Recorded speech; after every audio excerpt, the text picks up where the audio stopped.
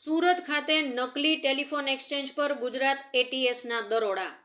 દેશની સલામતીને જોખમમાં મૂકનારાઓ સામે કાર્યવાહી. સિમ બોક્સની મદદથી ઇન્ટરનેશનલ કોલને લોકલ જીએસએમ કોલમાં બદલતા હતા.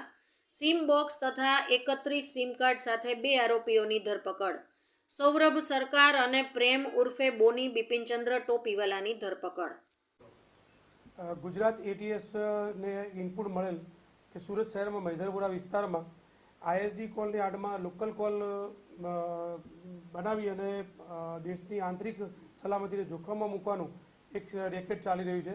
જે આધારે એટીએસની ટીમ અહીંયા સુરત આવી શહેર સુરત ક્રાઇમનો હેલ્પ મેળવી અને મૈધરપુરા વિસ્તારમાં રેડ કરતા 2 આરોપી સૌરભ ચેનવીન્ય અને બોની બિપિનચંદ્ર ટોપીવાલાઓને હેરેસ કરી 28 સિમ કાર્ડ સાથે 2,48,000નો મુદ્દામાલ કબજે કરી અને